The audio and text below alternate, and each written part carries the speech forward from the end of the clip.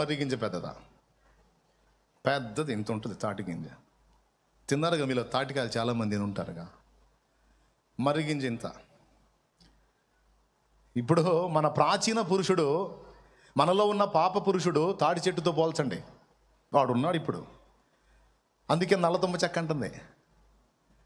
ఇప్పుడు ఏం చేశాడు తెలుసా? అలాగున్న మనలో ఆయన మర్రి విత్తనం లాగా ఆయన అక్షయ బీజమను వాక్యమును మనలో నాటాడు. అందుకే లోన నాటబడిన వారై, లోపల నాటబడిన వారై అనుంది వాక్యంలో. ఇప్పుడు ఆ చిన్న గింజ మీరు చూస్తే, ఆ చెట్టును చూడండి పోయి, తాటి చెట్టు ఎంత నవ్వుకోనుందో.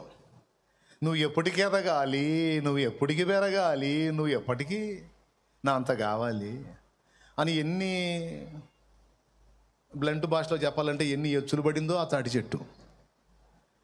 కానీ మర్రిగింజ మరి సామాన్యమైంది కాదు. చూడటానికి ఇంతే ఉంటుంది కానీ అది సామాన్యమైంది కాదు. డేంజర్ దాంతో. మనలో పడిన దేవుని వాక్యమను అక్షయ బీజం కూడా అలాంటిదే. అది ఎదిగి ఆగదదిగా. పరిశుద్ధాత్మ ఆగడు. మనలో పడిన ఆ వాక్య బీజాన్ని, అక్షయ బీజాన్ని, దేవుని మూలంగా పుట్టిన మనలో నిలిచినటువంటి దేవుని అక్షయ బీజాన్ని పెంపొందింపజేస్తాడు. చిన్నగా అది ఎదిగి ఇప్పుడు మీరు పోయి చూడండి, తాడి చెట్టు కనపడట్లా, పొరపాటును కూడా కనపట్లా. దాన్ని మొత్తాన్ని ఎక్కడికక్కడికి చుట్టేసి కమ్మేసి ఇట్ట అయిపోయింది తాడి చెట్టు. కావాలని నేను చెప్పినాను కదా, చూడండి పోయి. అంతకుముందు అది ఎలా ఓవర్ యాక్షన్ చేసి ఉండొచ్చు. ఇప్పుడు అది అట్లేదు.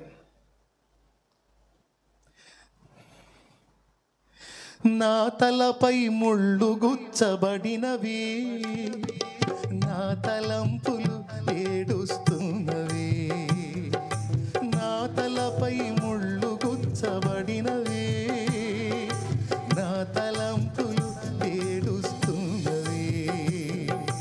నా మోమున ఉమ్మి వేయబడినది, నా చూపులు తలదించుకున్నవి.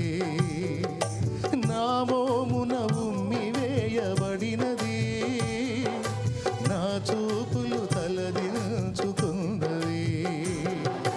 యేసు గొరియ పిల్లను నేను, వదకు తేబడిన గొరియ పిల్లను. యేసు గొరియ పిల్లను నేను, వదకు తేబడిన గొరియ పిల్లను. దినదినము చనిపోవుచున్నాను, యేసుక్రీస్తులో బ్రతుకుచున్నాను. దినదినము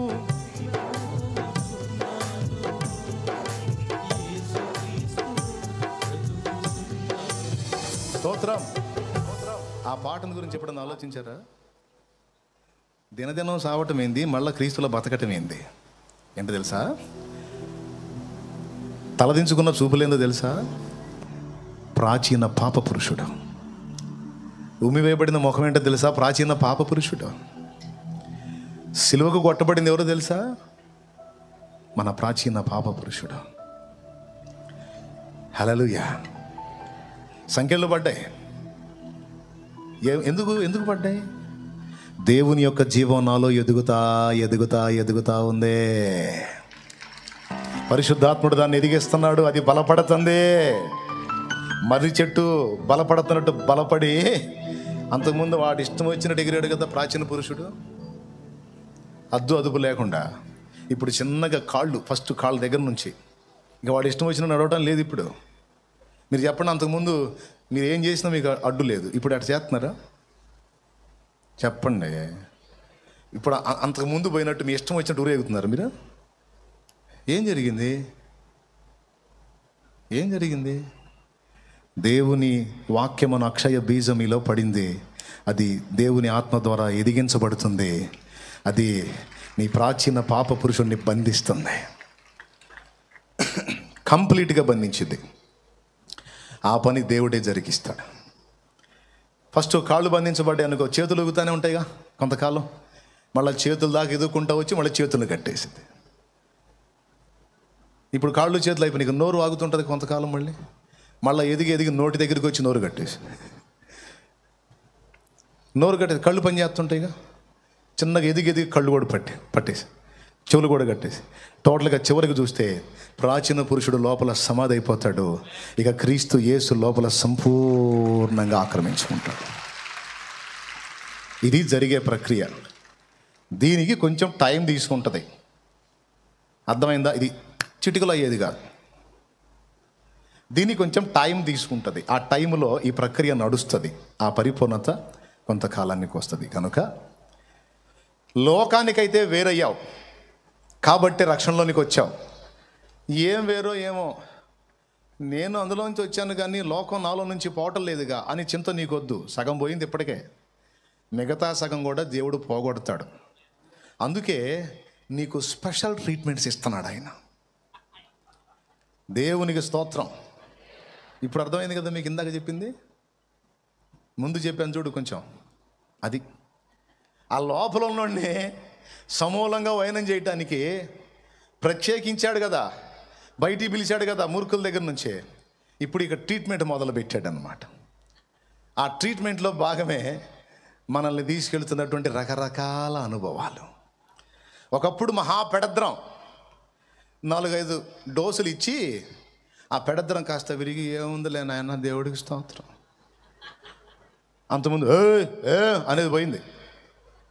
ఆ నడమంత్రం, ఆ మిడిమేళం, ఆ పెడద్రం అంతా పోయి ఎక్కడిదక్కడ వైనమయ్యి దీనత్వం వచ్చింది. ఆ దీనత్వం ఎట్టొచ్చింది? సరైన డోసులు 4-5 తగిలితే కానీ రాలా. ఏం తగిలినాయో మీకే అర్థమైద్ది. ఎంతమందికి అర్థమైందో మరి చేతులు ఎత్తే సంతోషపడతాను నేను కూడా.